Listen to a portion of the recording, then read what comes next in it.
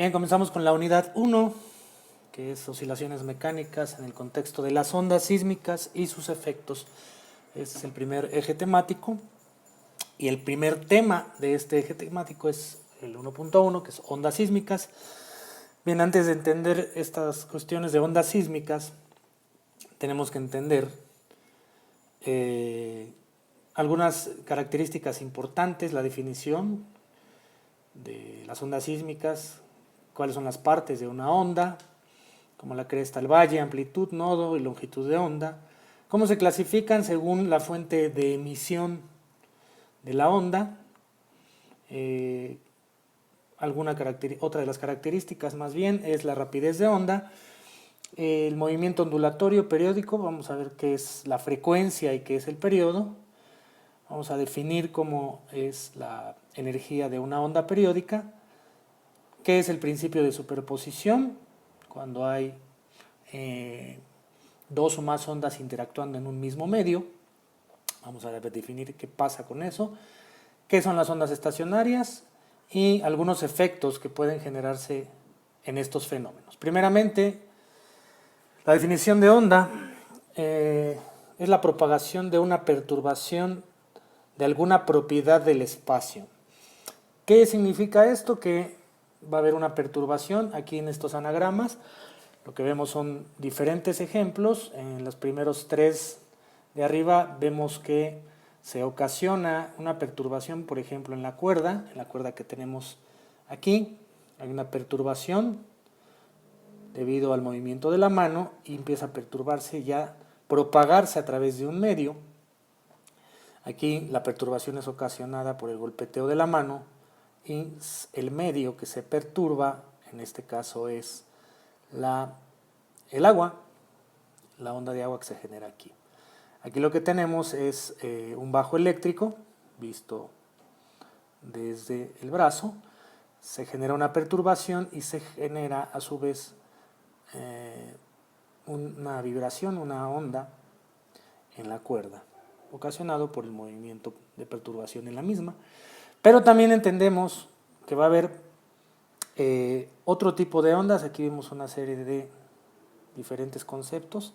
Lo que vemos aquí es electricidad que viaja también a través de una onda eléctrica, las ondas de señal de radio y televisión, que estas tienen una característica que vamos a ver ya en la segunda parte del curso, que una onda electromagnética tiene que viajar, o su medio de propagación es a través de un campo eléctrico, que se generan dos tipos de ondas en diferentes direcciones vectoriales, lo vamos a ver más adelante. Evidentemente,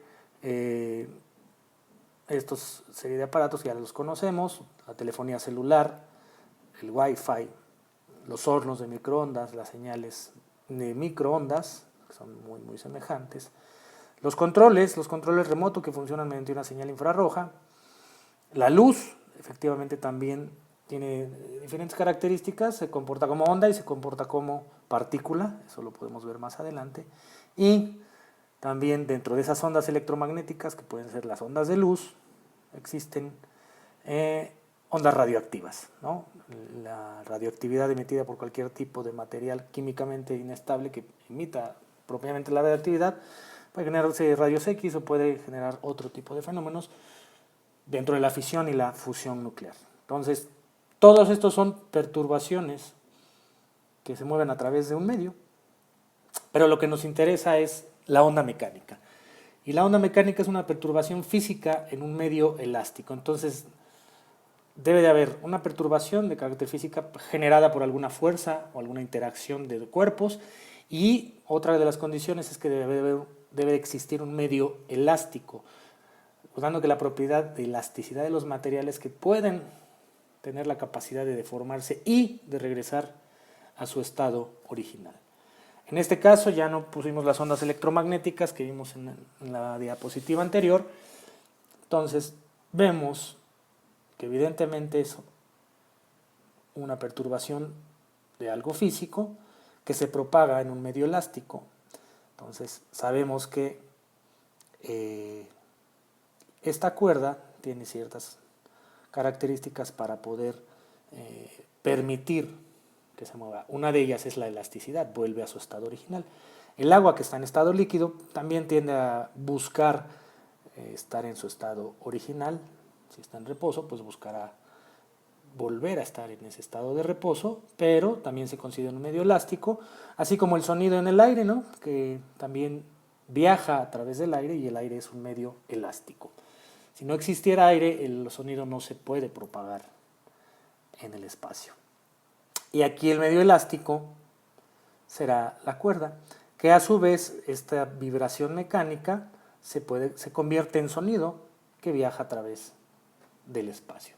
Entonces, aquí en estos tres ejemplos vemos que efectivamente es una perturbación física y que viaja a través de un medio elástico.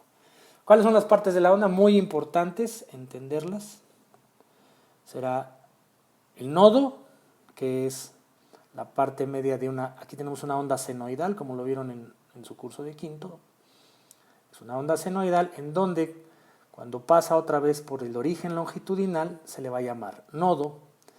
A la parte superior se le va a llamar cresta y a la parte más baja se le va a llamar valle. Entonces esos tres elementos son importantes. Y otras características es la longitud de onda. La longitud de onda es la distancia que va a haber entre dos conceptos de cresta, puede ser de nodo a nodo, participando o un nodo intermedio, o de valle a valle. Lo importante, o para evitar confusiones, es sacarlo siempre de cresta a cresta o de valle a valle, porque sabemos que una onda completa va a pasar 3 veces por la misma posición o nodo. Entonces, aquí tenemos 3 nodos. Entonces, será mejor sacar la longitud de onda de cresta a cresta o de valle a valle. ¿Qué vamos a tener también? La amplitud. La amplitud es la distancia que va a haber del eje neutro longitudinal hacia la parte más alta o hacia la parte más baja. Esto se va a definir como la amplitud. Y el periodo aquí se va a definir como la cantidad de tiempo, esto tiene que ver con el tiempo que requiere el medio para completar el ciclo. Eso va a ser el periodo. Ondas, ¿cómo se clasifican? La onda transversal. Una onda transversal, la vibración de las partículas individuales del medio es perpendicular a la dirección de la propagación de la onda. Entonces, ¿qué tenemos aquí? Que la vibración está yendo de arriba hacia abajo, pero la propagación de la onda está yendo, en este caso, de izquierda a derecha. Entonces, ¿cuándo se define onda transversal? Cuando el elemento vibratorio es perpendicular a la dirección de propagación. El sonido, todos los sonidos que nosotros conocemos son ondas transversales, porque la fuente emisora siempre va a vibrar de forma perpendicular a la dirección de la propagación de la onda. Por otro lado tenemos las ondas longitudinales. Onda longitudinal es una onda longitudinal, la vibración de las partículas individuales es paralela a la dirección de propagación. Entonces en este caso lo que vemos es que la fuerza fue propagada en la misma dirección hacia la onda de propagación. Quiere decir que se empujó este resorte y aquí lo que vamos viendo es una transición de cómo va esta onda transmitiéndose y va teniendo compresiones y alargamientos en sus diferentes fases. Aquí vamos viendo cómo esta fase de compresión va viajando de un punto hacia el otro, siempre paralelo a la vibración de las ondas y la dirección de la propagación. La rapidez de la onda depende de la elasticidad del medio y de la inercia de las partículas del mismo.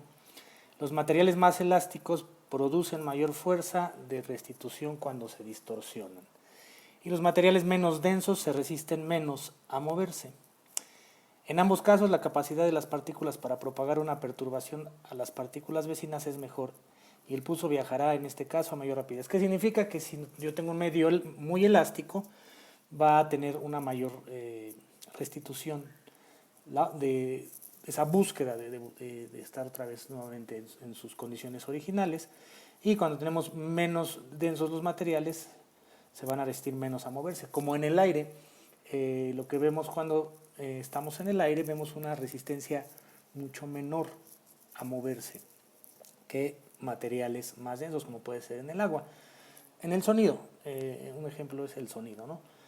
Las ondas se van a dispersar de diferente manera en el aire como en el agua. Entonces aquí en este ejemplo lo que tenemos es, tenemos una cuerda que va a estar siendo sometida a una tensión, va a haber una fuerza de acción y reacción, y lo que vamos a identificar es que esta cuerda va a estar sometida a una onda transversal y se analizará como algo estacionario y tendríamos una longitud recorrida por la onda a una velocidad específica. Este es un ejemplo experimental de cómo podemos obtener la velocidad o la rapidez de la onda. La velocidad o rapidez de la onda será dada por esta fórmula. Viene derivada de algunas cuestiones de la energía cinética. Más adelante lo vamos a explicar en otro de los temas del curso, pero la velocidad de propagación será igual a la fuerza entre la densidad lineal o la fuerza entre masa sobre longitud, que ese concepto de mu es la densidad lineal, o sea, qué cantidad de materia tendría un objeto lineal por unidad de longitud. Si estamos hablando de una cuerda que tiene 20 gramos por metro, significa que por cada metro o el metro de esa cuerda va a tener una masa de 20 kilogramos. Y si tuviéramos 20 metros de esa cuerda, tendríamos que multiplicar y nos quedarían 400 gramos en total de esa cuerda. Entonces la rapidez, aquí está en el sistema internacional, tiene que estar en metros sobre segundos. La tensión generada en la cuerda en newtons. La masa en kilogramos, que es muy diferente al peso, eso lo vamos a estar recordando durante el curso, y la longitud de la cuerda. Así es como experimentalmente se determina con la gráfica anterior. Estos ejemplos los vamos a trabajar más adelante en otros videos. Vamos a ver qué otras características va a tener un movimiento ondulatorio, que es la frecuencia y el periodo. Primera premisa es: ¿qué sucede cuando se repiten periódicamente otras perturbaciones? ¿Qué significa? Aquí tendríamos un objeto moviéndose en situación de péndulo, en situación oscilatoria, y como lo está haciendo repetitivamente, estamos viendo que va a haber una onda que se va a estar repitiendo constantemente. ¿Qué va a pasar con eso? Las ondas resultantes están formadas por muchas crestas y valles que se mueven a lo largo de la curva con una rapidez constante. Como lo vimos en el ejemplo anterior, va a haber varias crestas, como en este caso, y varios valles. Aquí lo que nos dice es que la distancia entre dos crestas, como lo habíamos comentado anteriormente en el video, se le va a llamar longitud de onda y va a estar representado por la letra griega lambda. Esto va a ser la longitud de onda. Va a ser muy importante entender esto porque está íntimamente relacionado con la rapidez de onda, con la frecuencia y con el periodo. Entonces aquí lo que nos está diciendo es que cuando dos partículas están en fase, o la definición de que están enfasadas, en fase, cuando tienen el mismo desplazamiento y ambas se mueven en la misma dirección. ¿Qué quiere decir? Que están en la misma posición de la onda. Eso quiere decir que estas partículas A y B, como están bajo la misma posición, están en fase. Entonces, de aquí que vamos a tener, cada vez que el punto extremo P del vibrador efectúa una oscilación completa, la onda se moverá a través de una distancia de longitud de onda. Entonces, es lo que habíamos comentado, cada que pase por el mismo punto de altura en amplitud, como lo vemos aquí, en amplitud hacia arriba o hacia abajo. Cuando pase por ese mismo punto significará que estará completando un ciclo o una distancia de longitud de onda. El tiempo requerido para cubrir esta distancia se le va a llamar periodo de la fuente que vibra. Entonces, el tiempo para cubrir toda una longitud de onda se le va a llamar periodo. Y con esta otra fórmula yo también puedo sacar la rapidez de onda, que será longitud de onda entre el periodo. Por ahí también vamos a ver en la siguiente lámina otro concepto que se llama frecuencia. La frecuencia de una onda es el número de ondas que pasan por un punto determinado en la unidad de tiempo. En realidad equivale a la frecuencia de la vibración y por ende es igual al recíproco del periodo. ¿Qué significa todo esto? La frecuencia es cuántas veces, cuántas ondas voy a tener en un intervalo de tiempo. ¿En qué se va a medir la frecuencia? En hertz, número de ciclos, que sería cómo sube, cómo baja y vuelve a iniciar. Eso sería un ciclo completo durante un intervalo de tiempo. Y también se vale definir como el recíproco del periodo. Por lo tanto, de nuestra fórmula anterior, yo también puedo obtener la rapidez de onda multiplicando a la frecuencia en hertz por la longitud de onda. Y esto, como ciclos, no es una unidad propiamente, sino es un fenómeno que está ocurriendo cíclicamente, nos dará metros sobre segundo, que es la rapidez de onda. Entonces ahí ya tenemos tres formas para obtener la rapidez de onda. Una en términos de la fuerza y la densidad longitudinal del material por el cual está propagándose. La otra es con la longitud de onda, el periodo, o con la longitud de onda y la frecuencia. Reitero, estos ejemplos los vamos a estar trabajando en otros videos. Aquí dice, vamos a ver qué relación hay entre la energía y la vibración en una onda. Si la transformación de energía de una onda puede analizarse considerando el movimiento armónico de las partículas. En este caso, por ejemplo, vamos a tener que va a generarse una tendencia energética a estar yendo y viniendo en vectores ese movimiento armónico. Tiende a venir y tiende a subir y a bajar. Entonces aquí vamos a analizar tres condiciones específicas de la onda. Entonces, ¿qué va a pasar cuando tengamos una partícula de nuestra onda en la parte más alta, en la cresta? Tendremos la máxima amplitud y es positiva, porque es la mayor distancia que hay entre el eje longitudinal y la onda. Aquí es máxima amplitud. ¿Qué va a pasar? Aquí tenemos unos vectores que van hacia el centro, pero esos vectores no son de la fuente emisora de la onda, son vectores de restitución. Es la resistencia que está teniendo el material y elásticamente lo que está haciendo o lo que está buscando ese material es regresar a su estado original. Por eso aquí dice que es máxima fuerza de restitución. Va hacia adentro porque el material, después de llegar a esta cúspide, busca regresar a su estado original. Y en este caso, en este valle, hace exactamente lo mismo.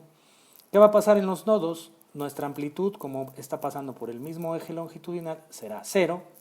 Su fuerza de restitución será cero. ¿Por qué? Porque el material propiamente no está buscando restituirse. Aquí está en el estado original. Y la velocidad va a ser máxima. ¿Qué significa? Que se está convirtiendo toda esa energía en movimiento de velocidad. Y en la cresta va a pasar algo, en el valle va a pasar algo muy semejante, pero va a ser con amplitud negativa, una máxima amplitud negativa, una fuerza máxima de restitución negativa en cuanto al marco de referencia, y la velocidad vuelve a ser cero, como lo ocurrido en la cresta. Entonces, la velocidad máxima de una partícula en una onda se obtiene con 2pi f por amplitud. ¿Por qué 2pi? Porque 2pi, recordando, en radianes es la cantidad de grados que se requieren para completar un ciclo. Entonces se multiplican esos 2pi por la frecuencia a la que está vibrando y se va a multiplicar por la amplitud. Con eso vamos a obtener la velocidad máxima, que como lo habíamos comentado será justo cuando pasa en el nodo, que es la intersección entre la onda y el eje longitudinal de onda. ¿Qué vamos a analizar aquí con la energía de una onda periódica? Cuando una partícula tiene una rapidez, está pasando por su posición de equilibrio, donde su energía potencial es cero y su energía cinética es máxima. Por consiguiente, la energía total de la partícula es energía mecánica, que es denotada con la letra E, será energía potencial más energía cinética. ¿Por qué decimos que la energía potencial va a ser cero? Porque recordando que las energías potenciales más altas o la fuerza máxima está en los puntos cresta y valle. Entonces, cuando yo quiero sacar la energía en la velocidad máxima, no tendré energía potencial, pero sí tendré energía cinética. Esta será la energía cinética máxima, no habrá energía potencial. Por lo consiguiente, esa E se iguala con la energía cinética máxima, será de la fórmula que vieron en cuarto grado, un medio de la masa por la velocidad al cuadrado de esa velocidad máxima que sacamos con la diapositiva anterior. De ahí, ¿qué hago? Sustituyo este valor con la fórmula anterior, que será 2πFA de la fórmula de la diapositiva anterior, y lo que nos va a quedar es, este 2 al elevarse al cuadrado es 4, pero con este medio se simplifica y nos queda 2 pi cuadrada, f cuadrada, amplitud al cuadrado, masa. ¿Ok? Y esa será la energía que se está transmitiendo en una onda periódica. ¿Qué hago con esa energía? Es una energía que se está transmitiendo por unidad de longitud. O sea, por cada metro lineal que tengamos de la onda, tendríamos que estar dividiendo esa cantidad de energía. Entonces, mientras más longitud tenga nuestra onda periódica, mientras más larga sea, la energía se va a distribuir o va a ser menor, ¿no? Es una proporción. Entonces, ¿qué pasa si yo lo hago en proporción lineal? Pues si ya le puse una L aquí, se la pongo de este lado. Y este factor también ya lo vimos en una de las diapositivas anteriores, le llamamos densidad longitudinal, que es la letra μ. Esa es la letra μ. Y con eso yo puedo obtener la cantidad de energía por cada unidad longitudinal en la onda que estamos analizando. Ahora se aplicará el resultado obtenido para una sola partícula, la longitud total de la cuerda que vibra. El contenido de energía de toda la cuerda es la suma de las energías individuales de las partículas que lo forman. Ahí tenemos las fórmulas. Ya todos estos conceptos ya los conocemos. Nada más aclarar que la energía tiene que estar en joules. Ya vimos frecuencia, densidad lineal, masa, longitud y amplitud.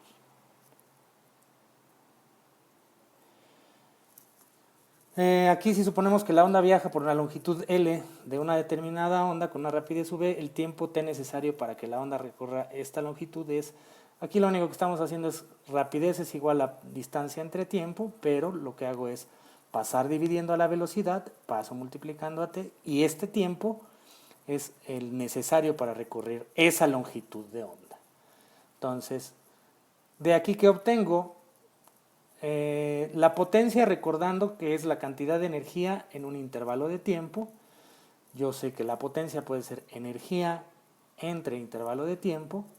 Si yo sustituyo ese valor de tiempo por la ecuación que tengo aquí arriba, obtendré esta relación, y lo único que hago es, por división de fracciones, pasar a la rapidez de onda hacia la parte superior como multiplicador. Entonces, ¿qué significa todo esto? Que la potencia para una onda será obtenida mediante la energía dividida entre la longitud de la onda por la velocidad de la onda.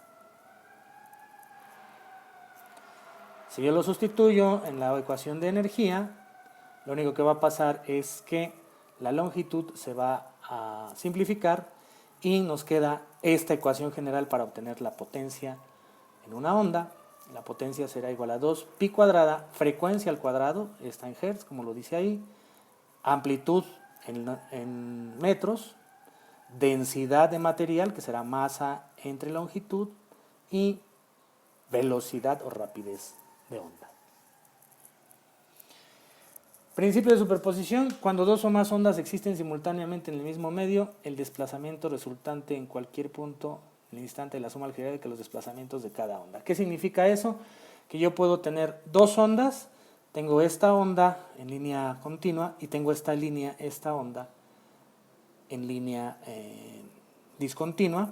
Entonces, ¿qué va a pasar? Si las dos están coexistiendo en el mismo medio, lo que va a generarse es una interferencia constructiva. Y lo que genera es una sumatoria, un enriquecimiento de la señal. ¿Cómo podemos ver esto? Si yo tuviera una cuerda perfectamente tensa y le emito una onda hacia un lado y le emito otra onda desde el otro extremo de la cuerda y las dos coinciden en fase, ¿qué significa eso? Que las dos vayan en la misma dirección, lo que va a pasar es que se va a incrementar esta onda. Esto también pasa con las olas del mar. Cuando las olas del mar tienden a juntarse ya hacia las orillas, si vienen en la misma fase, lo que va a pasar es que se enriquezca la ola y sea más pronunciada debido a este fenómeno de superposición. ¿Qué va a pasar si esas ondas en los mismos conceptos, puede ser en las olas del mar o la cuerda tensada que les comento, vienen en fase opuesta? Pues que va a haber una resta y va a haber una disminución de la onda. Esto nos permite entender que puede haber una interferencia destructiva y en algunas aplicaciones para ingeniería se utilizan generaciones de ondas para evitar vibraciones, sobre todo por ejemplo en maquinarias, o lo que haces es meterles amortiguadores, por ejemplo en los automóviles, lo que haces es generar una interferencia destructiva que no te impacte tanto por medio de resortes y un pistón con aceite. Lo que haces es ir amortiguando la onda de tal suerte que se vaya disminuyendo.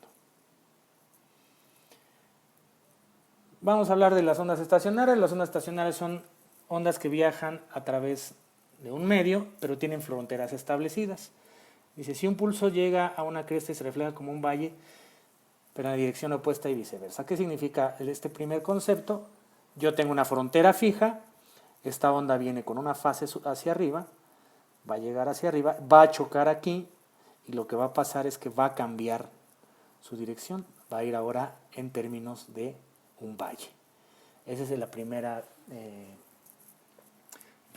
cuestión que tenemos que entender de las ondas estacionarias. Esto también se le va a llamar reflexión de onda. Entonces, supongamos que ahora se hace vibrar una cuerda cuyos extremos están fijos, como se muestra en la figura. Entonces, aquí lo que tendremos que entender es que va a haber un tiempo cero y va a ir moviéndose. Entonces, para un tiempo cero, pues vamos a tener que no se está moviendo, es esta línea gruesa.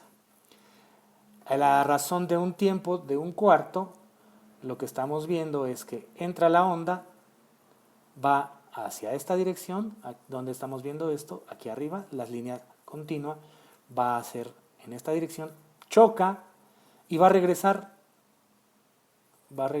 aquí está regresando en la misma posición a un tiempo de un cuarto del periodo, recordando que el periodo es el tiempo que se tarda para completar un ciclo. O sea, si yo tuviera una molécula aquí, hasta aquí se completa un periodo, pero apenas estaríamos analizando un cuarto de ese periodo, un cuarto de esa unidad de tiempo. ¿Qué va a pasar a la mitad de la onda?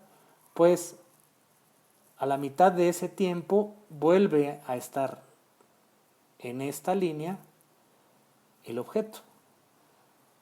Y finalmente solamente vamos a tener una fase y va a estar en sentido opuesto la resultante, derivado de este efecto de reflexión en el objeto con las fronteras. Finalmente a 3/4 vuelven a coincidir ambas, la de ida y la de vuelta, pero ahora, a diferencia del tiempo de un cuarto, en 3/4 lo que está cambiando es que la que estaba en cresta ahora se convirtió en valle y la que estaba en valle se convirtió en cresta. Y finalmente, al concretarse el periodo, ya tenemos que efectivamente al periodo están todas empatadas, aquí es nodo y amplitud, están todas empatadas y ya está concretado toda la longitud de onda. Entonces ya la resultante pues será debido a que ha completado su ciclo, ya completó su ciclo. Al completar su ciclo, al completar el periodo, ¿qué va a pasar? Que el retorno va a ser ahora en términos de inversa. Ahora será lo que estaba en cresta, estará en valle al regresar. Pero eso es al completar el tiempo llamado periodo, al completar todo el periodo. Mientras vamos a estar viendo cómo se van generando estas fases antes de completar el periodo. Y esto se puede sacar en múltiplos del periodo, ¿no? Puede ser en 5/4, puede ser 2 veces el periodo, puede ser a 9/8, depende, pueden irse generando diferentes fases de esta onda. La distancia entre nodos alternados o antínodos alternados en una onda estacionaria es una medida de la longitud de onda de las ondas componentes. ¿Qué significa eso? Lo que habíamos comentado. Puede ser la distancia entre crestas o entre nodos y antinodos alternados. Aquí es uno sí, uno no, otro sí. Eso significa que sean alternados. Que esta distancia de acá para acá va a ser la longitud de onda. Vamos a hablar un poquito de lo que son las frecuencias características.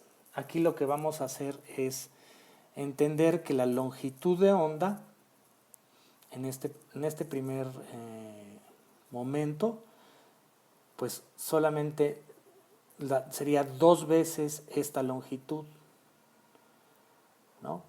Aquí sería nada más la mitad. La longitud de onda es 2L. ¿Qué es L? La distancia que hay de acá hacia acá. Entonces, la longitud de onda sería 2 veces L. Es de acá para acá y L estaría hasta acá. O sea, esa sería la longitud de onda. Es medio, si nos fijamos, es medio ciclo. Para completar la longitud de onda. O sea, la cresta que estaría hasta acá con otra cresta que estaría aquí sería 2L. Entonces, ahí lo que vamos a tener es medio ciclo. Está a una longitud de onda de 2 veces L. Aquí sí ya es L, es la longitud de onda lambda, sí coincide, ¿no? Coincidimos que se completa totalmente el ciclo. Estaríamos viendo que esto tendría una longitud de onda de L. Aquí está a 2/3, y aquí está a 4/3. ¿Por qué? Porque aquí tendríamos un ciclo, 2 ciclos, o 2 veces la longitud de onda. O sea, la longitud de onda es 2 veces L entre 2. Se completan 2 ciclos aquí. Entonces, aquí lo que voy a sacar es que para cualquier valor de n que yo puedo asignar, con esta fórmula yo puedo obtener la longitud de onda para cualquier ciclo. Teniendo en cuenta que la velocidad se puede obtener mediante estas dos fórmulas, puedo obtener algo que se llama serie armónica. La serie armónica, tú vas a tener una frecuencia a la cual está vibrando esto. ¿Cómo puedes sacar esa frecuencia? Lo que haces es saber cuánto quieres asignar. Si n es 1, será el valor fundamental, y de ahí tú le puedes poner valores enteros cualesquiera. Sería ahí su segunda frecuencia o su segundo armónico. Si yo le pongo el valor de 3, sería el tercer armónico. Si yo le pongo el valor de 4, será el cuarto armónico. Y la longitud es una onda fija estacionaria. Es una longitud que no va cambiando. Yo puedo utilizar ahora ese valor de V con la fórmula de la fuerza y la densidad de longitudinal. Entonces, si yo quiero sacar la frecuencia de cualquier armónico, lo único que hago es multiplicar. Si yo quiero sacar el segundo armónico de una frecuencia fundamental, por ejemplo, si yo establezco una frecuencia fundamental de 100 Hz, su segundo armónico estará vibrando a 300 Hz y así sucesivamente. Entonces, esto, ¿cómo se entiende? Es un poquito complicado esto de entender los armónicos. Supongo que algunos de ustedes han de ser músicos y han de tocar la guitarra. Y así es como se obtienen las frecuencias. O sea, si yo hablara de un do 2, que estará vibrando a 65 Hz. Si yo parto a la mitad la distancia o aumento su frecuencia, o sea, yo al partir la distancia, ¿de dónde saco eso? De esta fórmula. Si yo parto a la mitad de esa distancia, lo único que voy a hacer es que si está vibrando a 65 Hz, la siguiente va a estar vibrando a 130 Hz, por decir un número. Entonces yo al multiplicar ese Do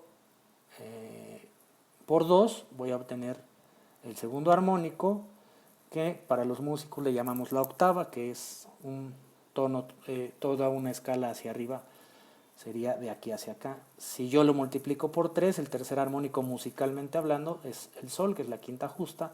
El cuarto armónico será Do. ¿Qué significa eso? Que le estoy multiplicando la frecuencia original. Si yo estoy hablando de 65 Hz, serán 260, estará vibrando este Do a 260 Hz, por decir un número, ¿no? Si yo lo multiplico por 5, obtendré la nota Mi, que es una tercera, y así es como se van obteniendo la serie de armónicos musicales. Esto lo podemos buscar en internet. Hay explicaciones en YouTube muy interesantes de entender cómo la frecuencia de vibración de los instrumentos, como puede ser la guitarra, como puede ser el piano, va en relación directamente a la longitud de las cuerdas o la distancia en la cual se está pisando un traste, en el caso para una guitarra acústica o eléctrica o un bajo eléctrico, que efectivamente lo único que estamos haciendo es cortar en términos de a la mitad, a una tercera parte, a una cuarta parte, y así sucesivamente es como se puede sacar cómo diseñar una guitarra. Bien, otro de los efectos, aquí vamos a explicar lo que es la reflexión. La reflexión es simplemente que la onda va a chocar con una frontera, con un objeto que lo va a hacer cambiar de dirección, va a reflejar directamente el efecto de onda. Aquí tenemos una pared en un lago, en lo cual lo que estamos viendo es una especie de entramado, pero ese entramado es porque seguramente viene en una dirección la onda, está pegando y está cambiando la dirección y hace un entramado muy parecido a estas dos aplicaciones que ahorita vamos a explicar. Yo tengo una fuente emisora de sonido, en este caso tengo un material reflejante acústicamente hablando, y lo que va a pasar es que en términos del ángulo de incidencia, si nuestro ángulo de incidencia es 90 grados, va a rebotar efectivamente a 90 grados. Conforme vayamos cambiando el ángulo de incidencia, va a haber una refracción. Entonces, reflexión. La reflexión se define como esto. Algunas de las aplicaciones, los radares de los barcos, y muchos radares, inclusive algunos animales en la naturaleza tienen el mismo efecto. Los murciélagos lo que hacen es emitir un sonido y con base a lo que van recibiendo en sus oídos, en su sensibilidad, van pudiendo describir hacia dónde poder ir. Aquí pasa lo mismo, lo que hace un sonar, no es un radar, es un sonar. Los tienen los barcos, los tienen los submarinos. El sonar emite una señal, una frecuencia acústica, va a chocar, va a pegar, y después, al pegar, va a recibir, y por medio de micrófonos capta a qué frecuencia llega, con qué intensidad llega, y con eso se puede hacer, mediante cálculos con computadoras, el grado de profundidad a la cual puede correr riesgo de quedar encallado un barco. Para eso sirve el sonar. La refracción es simplemente entender que la refracción es que una onda está viajando en un medio. En este caso puede ser por ejemplo, una onda acústica, o puede ser una onda de luz. En este caso vamos a hablar de ondas mecánicas, como lo puede ser una onda sonora, sonido pues, y está viajando en dos medios. Aquí lo que está pasando es que tenemos un ángulo de incidencia, como lo había comentado, una normal que va a ser perpendicular al eje de cambio de medio, Aquí tenemos, en este ejemplo, aire y agua. Entonces, ¿qué va a pasar? Aquí nos dicen que son las crestas de la onda, son las partes más altas. Al cambiar de medio, lo que estamos haciendo es que cambia la dirección. Aquí vamos a tener un ángulo de refracción debido al cambio de medio. La frecuencia no cambia, la frecuencia se mantiene constante. Si yo tuviera aquí una nota musical de 440 Hz, aquí abajo también escucharíamos esa misma nota a la misma frecuencia, pero la escucharíamos a diferente velocidad. ¿Por qué? Porque cambia el medio. Entonces, el medio de propagación cambia tanto la velocidad como la longitud de onda. Probablemente aquí tendríamos una longitud de onda más pequeña, pero vamos a tener aquí tendríamos una longitud de onda más amplia y una velocidad mayor, debido al tipo de medio que en el aire. Y bajo esta relación podemos entender cómo hacer cálculos para la refracción de una onda. Finalmente, la resonancia. Este es un tema interesante. La resonancia no es más que un objeto que va a recibir, tiene una propiedad característica a la cual al recibir una onda en específico, el objeto va a empezar a vibrar. Esta se llama su frecuencia de resonancia. El ejemplo más clásico, lo pueden ver también en YouTube, o si tienen los diapasones, en su casa lo pueden hacer. Este es un diapasón, una caja de resonancia, este es otro diapasón y otra caja de resonancia. ¿Qué pasa en este fenómeno? Para este caso, lo recomendable es que los dos diapasones sean de la misma frecuencia de resonancia. En este caso, cuando tú le pegas a un diapasón, emite una nota, puede ser la, que es lo que más se utiliza. Le pegas y va a empezar a vibrar a 440 Hz y va a emitir una onda de sonido de 440 Hz. Va a viajar en esa onda de sonido a los 440 Hz, va a caer en esta cajita y esa cajita lo que va a hacer es que también va a empezar a vibrar, pero como está vibrando a la misma frecuencia, este diapasón también va a empezar a sonar. ¿Por qué? Porque va a transmitir a la misma frecuencia de resonancia. Muchos objetos sólidos pueden tener una frecuencia específica. Pueden ser estructuras de acero, como pueden ser puentes, como pueden ser edificios. Y si llegamos a su frecuencia de resonancia, es probable que empiece a vibrar, como puede pasar en los sismos precisamente. Hay ciertos sismos que están generando cierto tipo de frecuencias y lo que generan es un colapso del edificio. Se cree que varios edificios, o se tienen estudios más bien de que ciertos edificios llegan a su frecuencia de resonancia y por eso colapsan. Otra de las creencias por las cuales dicen que se cayeron las torres en 2001 en Nueva York, las Torres Gemelas, es porque la vibración del impacto que tuvieron con los aviones generaron una coincidencia con la frecuencia de resonancia de las estructuras y por eso colapsaron. No se ha confirmado, es una simple teoría, pero es también un dato muy importante y fundamental para el estudio de las ondas y sobre todo las ondas sísmicas. Y bien, hasta aquí termina la parte teórica de este primer tema.